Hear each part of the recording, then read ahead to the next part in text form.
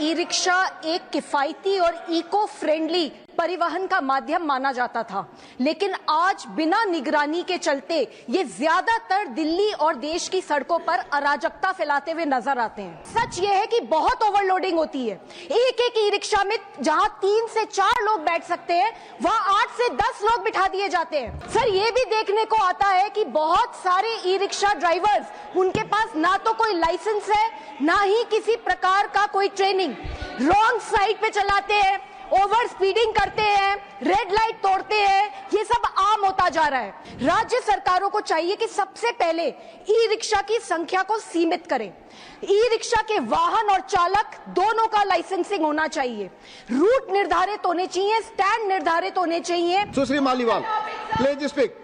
Thank you sir. Sir, पहले e rickshaw एक किफायती और इको फ्रेंडली परिवहन का माध्यम माना जाता था, लेकिन आज बिना निगरानी के चलते ये ज्यादातर दिल्ली और देश की सड़कों पर अराजकता फैलाते हुए नजर आते हैं। सर, जहां ऑटोज और टैक्सीज के लेकर बहुत सख्त नियम है, वहीं ई रिक्शा धड़ल्ले से बिना किसी नियंत्रण के, बिना किसी जवाबदेही के चले जा रहे हैं। सर, दिल्ली के किसी भी मेट्रो स्टेशन के बाहर देख लीजिए, दिल्ली के किसी भी मार्केट के बाहर देख लीजिए, सैकड़ों की संख्या में ई रिक्शा सड़कों के ऊपर खड़े होकर जाम लगाते हुए दिखेंगे। सर, हम ये नहीं कह रहे कि सारे के सारे ई रिक्शा चालक गलत हैं, पर सच ये है कि बहुत ओवरलोडिंग होती है। एक एक ई रिक्शा में जहां 3 से 4 लोग बैठ सकते हैं, वहां 8 से 10 लोग बिठा दिए जाते हैं। सर, ये ई रिक्शा के स्ट्रक्चर्स ऐसे होते हैं कि अगर हल्का सा बैलेंस बिगड़ा नहीं, पूरी की पूरी गाड़ी पलट जाती है।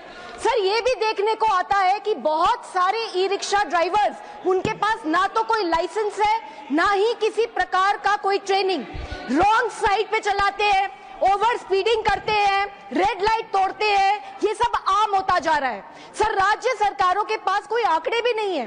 दिल्ली में ही बताया जाता है कि 2.5 लाख से ज्यादा ई रिक्शा सड़कों पे चल रहे हैं, पर कितनों के पास रजिस्ट्रेशन है, कितनों के पास लाइसेंस है, सर किसी को नहीं पता। सर, 1 महीने पहले एक 10 साल की बच्ची की दिल्ली में मौत हुई क्योंकि एक तेज रफ्तार ई रिक्शा आकर उसे टकरा गई। सर, अभी कुछ समय पहले एक 7 साल के बच्चे की भी दिल्ली में मौत हुई क्योंकि एक ई रिक्शा के अवैध चार्जिंग पॉइंट से उसको करंट लग गया। सर, इस तरीके के इंसिडेंट्स बढ़ते चले जा रहे हैं। राज्य सरकारों को चाहिए कि सबसे पहले ई रिक्शा की संख्या को सीमित करें। ई रिक्शा के वाहन और चालक दोनों का लाइसेंसिंग होना चाहिए, रूट निर्धारित होने चाहिए, स्टैंड निर्धारित होने चाहिए। जितने अवैध चार्जिंग पॉइंट्स चल रहे हैं ई रिक्शा के, सबको बैन करना चाहिए, बंद करना चाहिए। और सबसे जरूरी बात, अगर कोई नियम तोड़े तो उसके ऊपर सख्त से सख्त कार्रवाई होनी चाहिए। सर, केंद्र सरकार को चाहिए कि राज्य सरकारों की इस इशू पे जवाबदेही तय हो।